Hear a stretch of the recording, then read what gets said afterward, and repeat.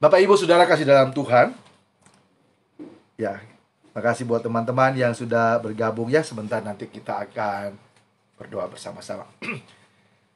Bapak Ibu, kita sering dengar juga hukum Taurat ya. Saya coba baca beberapa bagian dari hukum Taurat itu. Kalau kita baca dalam Keluaran 20 ya, ayat 1 sampai dengan 17. Di awal dikatakan bahwa jangan ada padamu Allah lain di hadapanku. Jangan membuat patung bagimu, menyerupai apapun untuk disembah. Lalu dikatakan, jangan membunuh, jangan berzina, jangan mencuri, jangan mengucapkan saksi-saksi dusta. Bapak Ibu, sudah sekian kali, dan mungkin saya juga sering kali, berkhotbah tentang ini. Untuk kita boleh mentaati hukum Taurat. Tapi saudara perhatikan, setiap kali kita mengucapkan jangan begini, jangan begitu, jangan mencuri, jangan membunuh, lihat apa yang terjadi. Jangan berzina. Perzinahan malah terjadi di mana-mana. Pembunuhan malah terjadi di mana-mana. Nah, sebab itu Bapak Ibu Saudara kasih dalam Tuhan, oleh hikmat Tuhan saya mencoba untuk merenungkan apa yang seharusnya kita lebih banyak renungkan. Bapak Ibu Saudara kalau perhatikan di dalam Alkitab, ketika Tuhan menempatkan Adam dan Hawa di Taman Eden, dan Tuhan berfirman kepada mereka, semua buah pohon dalam taman ini boleh kamu makan buahnya. Ya, boleh kamu makan. Tetapi buah pengetahuan dan baik dan jahat jangan kamu makan. Kalau Tuhan sudah katakan bahwa semua buah pohon dalam taman itu boleh kamu makan, berarti buah-buah itu pasti bermanfaat. Bukan buah, tapi buah-buah pohon itu. Artinya banyak yang baik yang bisa dimakan. Satu yang Tuhan larang malah dimakan. Jadi perhatikan ini, ketika kita mengucapkan jangan, itu tertanam dalam pikiran kita, dan itu yang akan memotivasi kita malah untuk melakukan. Kita lihat ketika Tuhan berikan hukum Taurat kepada bangsa Israel. Jangan buat patung berupa apapun disembah. Sesudah itu saudara perhatikan, mereka malah membuat patung dari lembu emas untuk disembah. Jadi perhatikan bahwa hukum Taurat itu tidak bisa membawa kita untuk berubah sebenarnya. Makanya Paulus katakan dalam Roma 3 ayat 20 bahwa orang tidak dibenarkan Tuhan karena melakukan hukum Taurat sebenarnya. Saudara jangan salah mengerti. Bukan berarti kita boleh tidak taat kepada hukum Taurat, tidak. Tetapi hukum Taurat itu diberikan kepada kita supaya kita tahu bahwa melakukan ini dosa. Tetapi kalau kita hidup di bawah tuntutan hukum Taurat, maka kita tidak akan mampu. Dan itu yang dilakukan oleh Adam dan Hawa dan juga bangsa Israel.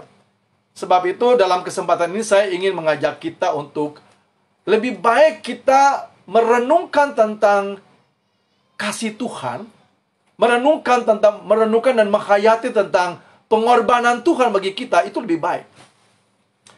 Saya pernah baca satu artikel, saya lupa memang nama tokoh itu, orang tersebut. Jadi ada seorang anak muda, dia terlibat di dalam gangster gitu ya, dalam geng dan terlibat narkoba, pembunuhan, perampokan, dan lain-lain. Dia tinggal bersama ibunya. Ibunya sudah bilang, nah, jangan lakukan itu. Jangan terlibat dengan geng-geng seperti itu. Kamu terlibat dengan narkoba, kamu terlibat dengan minuman keras, kamu masuk penjara, keluar penjara, masuk lagi. Coba jangan lakukan itu. Ibunya sudah melakukan itu. Sudah menyampaikan kepada dia bahwa jangan melakukan ini dan jangan melakukan itu. Tapi apa yang dia lakukan? Dia tetap melakukan itu. Sampai satu saat mungkin karena dia terlibat dengan geng itu sehingga akhirnya dia tidak pulang. Dan ibunya penasaran, anak saya kemana ini? Jangan-jangan dia terbunuh atau dia mungkin mengalami sesuatu yang kurang baik sehingga dia tidak bisa pulang. Akhirnya ibunya itu mencari tahu tempat di mana anaknya suka berkumpul dengan para gangster itu. Dan ketika ibu itu datang, ya mereka juga tidak mengenali bahwa itu mungkin ibunya atau siapa. Dan ibu itu dikeroyok oleh banyak orang di sekitar situ, dan ternyata itu teman-temannya gitu. Dan berdarah-darah, dipukulin sampai akhir masuk rumah sakit dan sangat menderita. Ketika dibawa di rumah, sampai di rumah juga dia agak lumpuh dan susah berjalan. Dan anak ini akhirnya dalam beberapa waktu dia pulang dan dia lihat, kenapa ibu? Kenapa ibu sampai mengalami seperti itu? Lalu ibu ini cerita, kamu tidak pulang-pulang, dan akhirnya saya pergi untuk mencari kamu, dan di tempat itu, dan dia menyebutkan, ibu itu ketika menyebutkan tempat itu, anaknya tahu, wah itu lingkungan gangsternya dia, kelompoknya dia. Ada sekelompok anak-anak muda yang katanya akhirnya memukuli dia, menganiaya dia sampai hancur-hancuran, kata mukanya hampir meninggal gitu. Lalu ibunya bilang apa buat dia? Nah, ibu tidak mau lagi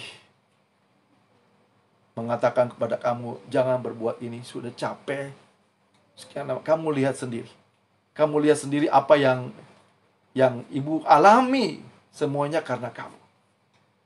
Dan mulai saat itu ibunya udah tidak pernah ngomong lagi, kamu jangan lakukan ini, kamu jangan narkoba, kamu jangan merampok. Ibu sudah tidak ngomong lagi begitu. Tapi ketika dia lihat ibunya seperti itu, dan ke depan dia mulai berubah. Dia mulai berubah. Ibunya tidak lagi melarang dia, tapi dia mulai berubah. Kenapa dia bisa berubah? Dan konon ceritanya dia akhirnya menjadi seorang pendeta juga, seorang hamba Tuhan, seorang pendeta ya. Dan dia ketika dalam kesaksian dia mengatakan bahwa saya tidak lagi terlibat dengan gangster saya dengan melakukan hal-hal seperti itu, bukan karena ibu melarang saya lagi, tetapi saya sungguh-sungguh menghayati tentang penderitaan yang ibu alami untuk saya. Nah, perhatikan ini poinnya Bapak Ibu. Bahwa ketika kita suka melarang anak, jangan begini, jangan begitu, jangan begini, jangan begitu, justru itu yang mereka lakukan. Kenapa ada begitu banyak orang Kristen lakukan berzinahan, pembunuhan, perampokan? Karena mungkin kita lebih banyak sering dengar khotbah yang jangan begini, jangan begitu, jangan begini. Tapi hari ini saya ingin mengajak Bapak Ibu, dan akhir-akhir ini Tuhan mulai berbicara di hati saya untuk tidak terlalu sering mengkhotbahkan tentang hukuman Taurat, sehingga orang terfokus kepada hukuman. Tetapi mulailah menyampaikan tentang kasih Tuhan yang begitu besar. Dan akhirnya, saudara tahu, anak ini akhirnya jadi pendeta. Ya. Karena dia sungguh-sungguh menghayati penderitaan yang dialami oleh ibunya. Bapak Ibu, firman Tuhan di dalam Yesaya 53 yang dikutip oleh Petrus. Di dalam Yesaya 53 ayat 4 dan 5, firman Tuhan berkata demikian. Ini nubuatan tentang penderitaan Kristus untuk kita. Yesaya 53 ayat 4 dan 5. Tetapi sesungguhnya penyakit kitalah yang ditanggungnya, dan kesengsaraan kita yang dipikulnya. Padahal kita mengira dia kena tulah, dipukul dan ditindas. Tetapi dia tertikam oleh karena pemberontakan kita. Dia diremukkan oleh karena kejahatan kita. Ganjaran yang mendatangkan keselamatan bagi kita ditimpakan kepadanya. Dan oleh bilur-bilurnya kita menjadi sembuh. Ayat inilah yang dikutip oleh Petrus. Lalu kita bisa baca itu dalam Petrus 2 ayat yang ke-24. Ia sendiri telah memikul dosa kita dalam tubuhnya di kayu salib, supaya kita yang telah mati terhadap dosa hidup untuk kebenaran, dan oleh bilur-bilurnya kamu telah sembuh. Bapak Ibu, saudara-saudaraku yang dikasihi Tuhan, kesempatan ini saya ingin mengajak Bapak Ibu semua, jangan lagi kita terlalu mendoktrinasi anak-anak kita dengan hukum Taurat. Jangan nakal, jangan ini, jangan itu, jangan narkoba. Itu bahkan akan menuntun anak-anak itu bahkan untuk ingat dan akhirnya melakukan. Itu yang terjadi. Kita sudah belajar kan bagaimana Adam dan Hawa melakukan itu pada saat dilarang. Bagaimana bangsa Israel tetap melanggar hukum Taurat, padahal hukum Taurat sudah katakan. Dari pengalaman ini saya ingin mengajak saudara, dan itu juga yang sudah saya lakukan pada saat itu. Saya tidak lagi suka mengkhotbahkan bahwa jangan berbuat dosa, jangan berzina. Itu malah memotivasi orang untuk berbuat. Tetapi saya lebih senang untuk mengajak Bapak Ibu Saudara, kalau ajarkan anak-anak kita, ajarkan mereka untuk menghayati pengorbanan Tuhan. Ya, menghormati pengorbanan Tuhan. Saya juga sedih, ada anak yang mengatakan begini kepada saya, Pak Pendeta, papa saya tuh larang saya untuk merokok, tapi dia sendiri merokok. Papa saya larang saya untuk minuman keras, tapi dia juga sendiri meminum keras. Nggak bisa begitu, Bapak Ibu Saudara.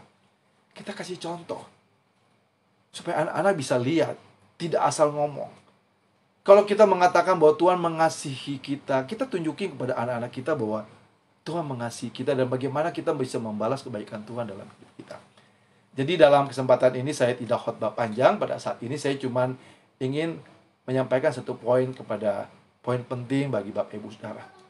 Jangan suka menghakimi orang. Jangan suka mendoktrinasi anak dengan hukum-hukum itu. Ya. Itu malah memotivasi mereka. Karena Amsal 23 ayat yang ke-7 dikatakan, apa yang tertanam dalam hati kita, dalam pikiran kita, itu yang dilakukan.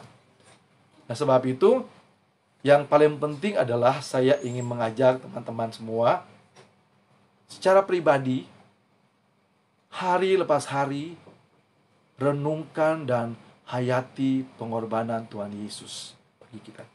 Nah, saya percaya kalau misalnya kita lebih banyak untuk merenungkan tentang pengorbanan Tuhan, kita akan lupa tuh berbuat dosa. Jadi lebih baik kita jangan, kalau misalnya pagi-pagi, Tuhan tolong saya supaya saya tidak berbuat dosa. Malah itu kepikiran. Saudara tahu apa yang menjadi doa-doa saya hari-hari? Nah, itu membuat saya tenang. Saya selalu berdoa, bersyukur pada Tuhan di pagi hari, dan mengungkapkan doa ini. Tuhan, aku percaya Engkau sangat mengasihiku. Aku percaya Tuhan Yesus telah rela mati menanggung hukuman dosaku. Sehingga aku percaya aku sudah bebas dari hukuman dosa. Aku sudah bebas dari kutuk hukum Taurat. Aku sudah menjadi hamba Tuhan. Aku sudah menjadi hamba kebenaran. Bahkan Tuhan sudah mempindahkan aku masuk dalam kerajaan sorga. Dan Tuhan berikan kepadaku kuasa sebagai anak Allah untuk mampu menang atas setiap masalah seberat apapun. Dan Tuhan sudah menyediakan rumah kekal di sorga bagiku. Bapak Ibu, saya ingin ajak kita untuk sungguh-sungguh ini mungkin dihafalkan ya. Nanti akan saya posting juga di chatting ya. Dan saya ingin teman-teman coba nanti kalau teman-teman bisa catat lagi, ini yang menjadi doa saya dan saya dikuatkan. Karena firman Tuhan dalam Filipi 4 ayat 8 dan 9 katakan gitu, kalau kita berpikir yang positif, berpikir yang baik, berpikir yang benar, maka apa? Damai sejahtera Tuhan itu memenuhi kita. Daripada di dalam pikiran kita, jangan membunuh, jangan berzina, itu malah merusak. Itu akan memotivasi kita untuk melakukan hal-hal yang tidak baik. Sebab itu yang paling penting saat ini saya ingin sampaikan kepada Bapak Ibu Saudara semua, yang paling penting adalah bagaimana kita menghayati pengorbanan Tuhan Yesus dalam hidup kita. Hal yang sederhana yang saya ingin ajak Bapak Ibu Saudara mulai praktekkan mungkin malam hari ini. Kalau mau dicatat silakan. Ini doa yang selalu saya ucapkan setiap pagi ketika bersyukur Tuhan sudah anugerahkan nafas hidup. Dan saya mengakhiri doa ini dengan mengatakan begini. Aku percaya Tuhan sangat mengasihiku. Aku percaya Tuhan Yesus telah rela mati menanggung hukuman dosaku, sehingga aku sudah bebas dari hukuman dosa. Aku sudah bebas dari kutuk hukum Taurat. Aku sudah menjadi hamba Tuhan. Aku sudah menjadi hamba kebenaran. Aku sudah menjadi warga kerajaan sorga. Dan aku diberi kuasa sebagai anak Allah untuk menang atas setiap masalah. Dan aku telah memiliki rumah kekal di sorga. Bapak Ibu Saudara, ini firman Tuhan.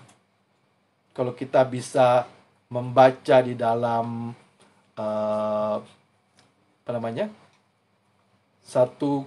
Petrus 2 ayat 24 tadi, bahwa dia sudah menanggung hukuman dosa kita. Tidak ada lagi hukuman dosa bagi setiap orang percaya. Roma 8 ayat 1.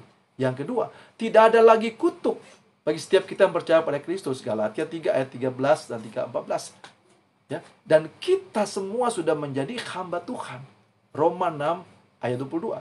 Kita menjadi hamba kebenaran, menghambakan diri kepada hal-hal yang baik, hal-hal yang benar. Roma 6 ayat 18. Dan kita sudah menjadi warga kerajaan sorga. Alkitab mengatakan demikian di dalam Filipi 3 ayat yang ke-20. Dan kita diberi kuasa sebagai anak Tuhan. Yohanes 1 ayat 12. Bahkan kuasa itu memampukan kita menang atas setiap masalah. Dan Tuhan sudah menyediakan tempat yang indah bagi kita di sorga. Yohanes 14 ayat 1 sampai 3. Nah, firman Tuhan dalam Roma 10 ayat yang ke-17 berkata bahwa iman itu akan semakin timbul dari pendengaran akan firman Kristus. Jadi kalau misalnya setiap pagi, setiap saat Bapak Ibu Saudara ucapkan begini, Tuhan sangat mengasihiku. Itu firman Tuhan. Yohanes 3 ayat 16 kan?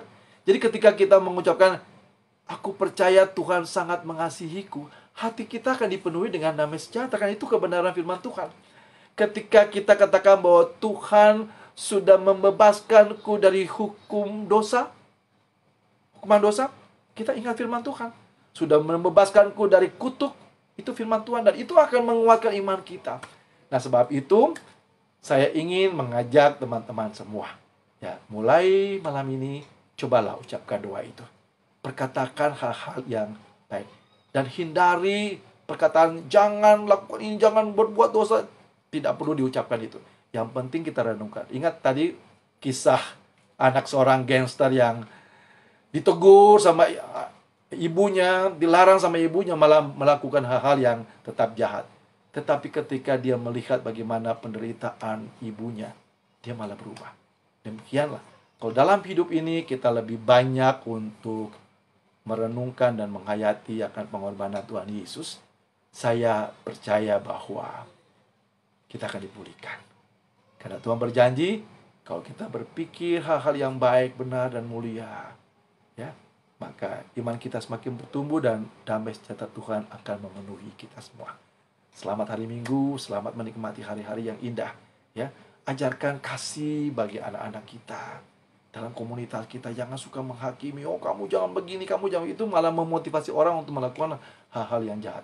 Tapi ajar anak-anak kita untuk boleh merenungkan tentang kasih Tuhan yang begitu besar. Orang tua, kita juga harus jadi contoh yang baik. Kalau kita tidak mau anak-anak berbohong, kita juga jangan suka berbohong. Kalau kita mau mengajar anak-anak jujur, kita juga harus jujur. Harus jadi contoh supaya mereka bisa melihat, belajar dari bagaimana kehidupan kita. Ya.